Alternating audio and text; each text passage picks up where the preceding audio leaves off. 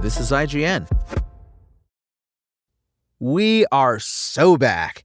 This is your IGN review of Ninja Gaiden Ragebound by Will Borger. It's been a hot second since we got a proper Ninja Gaiden game. Sure, there have been other spin-offs and ports and remakes. This year's excellent Ninja Gaiden 2 Black comes to mind. But Ninja Gaiden is kinda having a moment again with both Ninja Gaiden Ragebound and the upcoming Ninja Gaiden 4. Taking such a long break leads to a very interesting question. What does a Ninja Gaiden game look like in the year of our Lord 2025? Well, if Ragebound's return to 2D side-scrolling is any indication, the answer is fucking awesome. It's one of those rare games where everything just feels right, and when I'm not playing it, I want to be.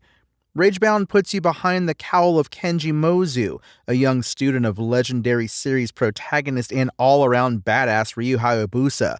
When Ryu is called away to America to go do Ninja Gaiden on the NES, Kenji finds himself defending Hayabusa Village against an onslaught of demons.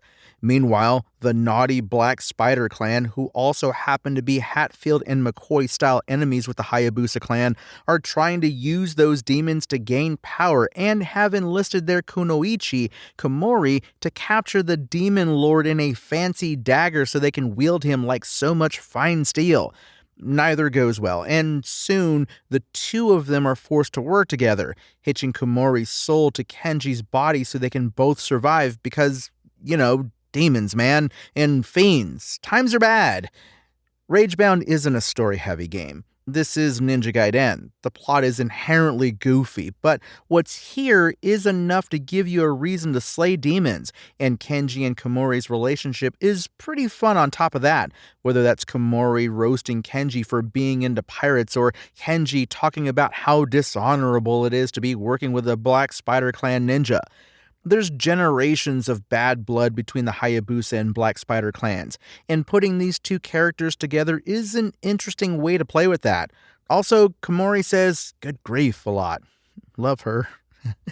Ragebound's action is defined by stunning 2D pixel art and a rockin' retro-inspired soundtrack.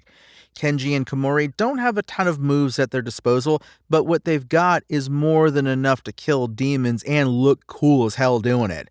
Kenji has your traditional katana, Komori has a kunai, and both ninjas share a dodge and a lunging attack, but combining their abilities makes things more fun.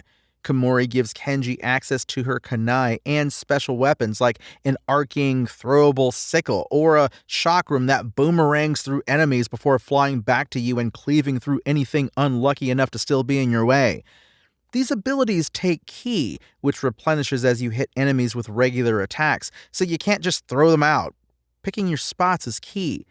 The real upgrade here is Ragebound arts, which are stupidly powerful techniques that Komori can use to clear the screen, restore Kenji's health, or create a shield that will keep him safe from enemy attacks. Believe me, these moves are absolutely as cool as they sound. You'll need all of those options too. Most enemies in Ragebound satisfyingly die from a single stroke of Kenji's sword or a kunai to the face or the chest or the shin or anywhere really, but it often throws a lot of dudes at you at once.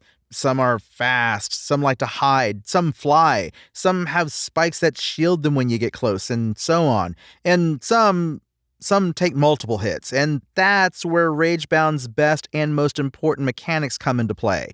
And this wouldn't be a Ninja Gaiden without bosses, and the ones in Ragebound feel right at home in the series' storied canon of greater fiends and otherwise nasty nemesis. They are all killer fights, and hard enough to test your knowledge of Ragebound's systems, your ability to react on the fly, and your decision-making in just the right way. I don't think there are really any bad fights in Ragebound. Whether you're fighting the Rivashi, the lightning-wielding bug demon, or the absurdly powerful Daikrog, these fights are fun.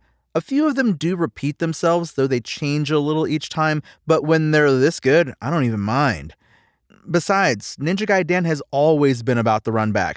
I could fight Wolf, invincible ruler of storms in Ninja Gaiden 2 Black forever, and I feel the same way about many of Ragebound's bosses. And when you take down that dude who's been smoking you, man, that high is incredible. Ninja Gaiden Ragebound is a game I'm going to be replaying for a long time. It looks and sounds incredible, and the fast but thoughtful combat is so damn satisfying that I had a hard time putting it down long enough to do this review. Juggling different types of attacks and powerful abilities as I break auras, time hypercharges against intimidating foes, and bounce off demons' heads is a blast that is challenging and rewarding in equal measure. It just feels right. Ragebound may not star Ryu Hayabusa, but it's definitely of the dragon lineage, and I know chasing level-specific challenges and high scores is going to be a part of my regular rotation. Ninja Gaiden fans, we were lost in the desert for a long time, but Ragebound is like running across an oasis. Trust me when I tell you, we've never been so back. Ninja Gaiden Ragebound's IGN score? 9 out of 10. Let's go.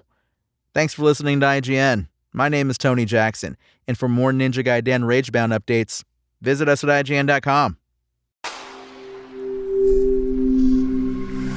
Spoken Layer.